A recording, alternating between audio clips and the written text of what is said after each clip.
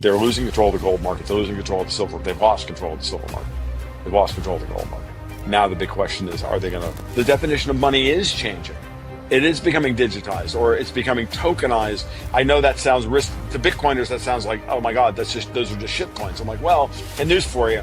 I understand also that you guys feel that U.S. dollars are shit coins. And to be honest with you, I don't even disagree with the sentiment. It is a perpetual war. You're always fighting this impulse for people to want to rule over other people. If you read the Constitution carefully, folks, if you think Trump's a dictator now, you ain't seen what the president can actually do.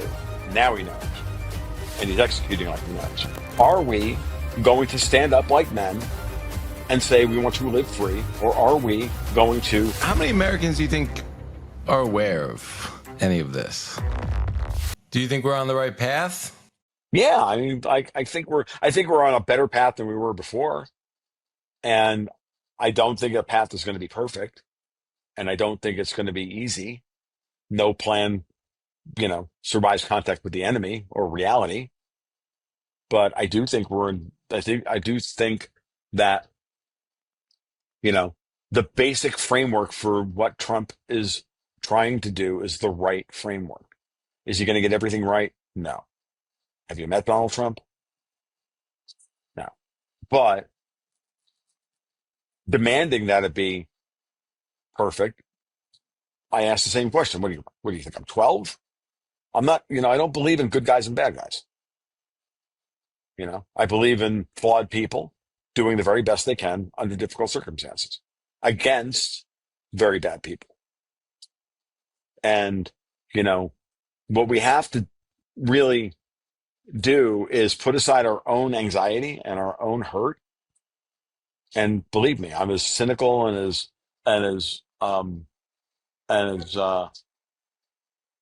scarred and pissed off about all this shit as anybody else is. But I'm like, it does no good to just, give up. I mean, what the fuck good is that? You're just seeding the ground to them, and you're seeding the war to them before you've even fired a shot. You even tried. And I'm like, I don't know. I spent too many years in the freaking dojo, you know, learning how to counterfight. Like, no, fuck you. You come at me, I'm gonna give you the beans. And I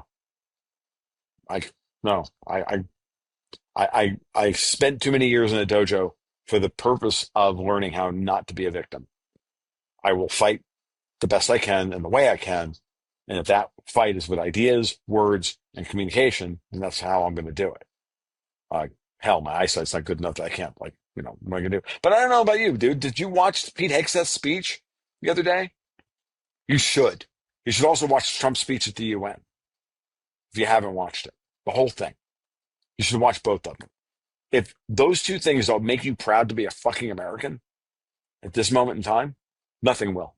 I'm serious, man. I thought Trump's speech at the UN was the most consequential speech since Putin went to the UN and gave them the "Do you understand what you've done" speech 2 days before he invaded, or he came in and supported Syria. It's monumental. It was literally walked in 55 minutes worth of fuck you people. You are all on the wrong path. You're all committing suicide. And I'm here to tell you that the United States is not going to do it with you. And then Hegseth comes out and, like a guy who, and just said, we are not the Department of Defense anymore. We are the Department of War. We are the instrument of the presidents to go to war. And I hope we never have to do so. But defense has gotten us nowhere. Our job is to go to war, to be warriors and fight and be prepared and in shape to do so. And everybody else, get out. Get out. Go away. Dude, after 30 minutes, that guy had me wanting to join the fucking military. Me. Like, I'd be caught dead in a fucking uniform. I was like, dude, that's an organization I want to be a part of. Purpose built, driven to do its job. I also knew that what he was arguing for was that we're going to do this because we know we have the real fight is at home. And that speech was a call to fucking arms to every freaking American. We have a real damn problem. And that problem is right here at home. And it ain't 10,000 miles away over in China or anywhere else. It's right fucking here. We've been invaded, and it's time to stop it. Now, I'm not apologizing for it anymore. So I said this morning, I'm like, if that makes me a fascist, well, then give me a red, white, and blue swastika. I'm good. I'm done. I don't give a fuck anymore. You're not taking my home from me.